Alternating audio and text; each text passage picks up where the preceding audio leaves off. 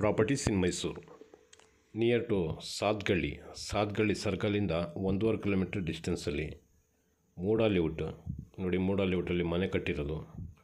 ಅದ್ರಿಗೆ adjacent 5.5 ಗುಂಟೆ ಜಮೀನಿದೆ. Conversion ಆಗಿಲ್ಲ, ಕನ್ವರ್ಷನ್ ಮಾಡಿಸ್ಕೋಬೇಕು. ಕನ್ವರ್ಷನ್ ಮಾಡಿಸೋಕ್ಕೆ ಒಂದು 2 ತಿಂಗಳಾಗುತ್ತೆ. 2 ತಿಂಗಳಾದರೆ ಇದು ಆಜುಬಾಜು ಲೇಔಟ್ ಇದೆಯಲ್ಲ, ಇದು ಮೂಡಾ ಲೇಔಟ್, ಇಲ್ಲಿ 50-55 ಲಕ್ಷ ನಡೀತಾ ಇದೆ 30-40 ಸೈಟ್ಗೆ. ಇದು 1 ಗುಂಟೆಗೆ 20 ಲಕ್ಷ ರೂಪಾಯಿ ಹೇಳ್ತಾ ಇದ್ದಾರೆ.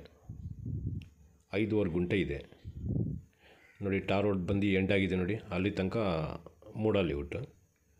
ಅಲ್ಲಿಂದ ಈಚೆಗೆ ಇದು ವಿತೌಟ್ ಕನ್ವರ್ಷನ್ ಲ್ಯಾಂಡ್. ಇದು ಇದೀಗ ರೋಡೆಲ್ಲ ಬಂದಿದೆ. ಇದಕ್ಕೇನು ಪಾರ್ಕ್ ಗಿರ್ಕ್ ಆ ಥರ ಬಿಡೋದು ಬೇಕಾಗಿಲ್ಲ. ಚಿಕ್ಕ ಸೈಟಿಗೆ ಆಲ್ರೆಡಿ ರೋಡ್ ಇದೆ. ಈ ರೋಡಿಂದ ಬಂದು 15 ಅಡಿ ರೋಡ್ ಜಾಗದ ಪಕ್ಕದಿಂದಲೂ ಹೋಗುತ್ತೆ.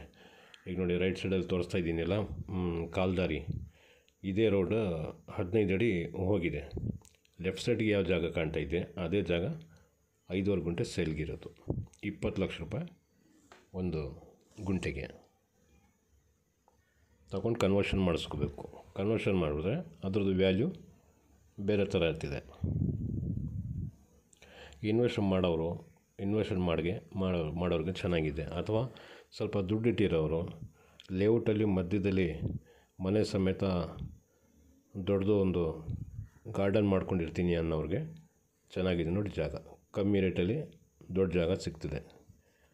ಮೈಸೂರು ಸಬರ್ಬನ್ ಬಸ್ ಸ್ಟ್ಯಾಂಡ್ಗೆ ಮೋಸ್ಟ್ಲಿ ಒಂದು 7 ಕಿಲೋಮೀಟ್ರ್ ಆಗ್ಬೋದು ಇದು ನೋಡಿ. ಯಾರಿಗಾದ್ರೂ ಬೇಕು ಅಂದರೆ ನನಗೆ ಸಂಪರ್ಕ ಮಾಡಿ.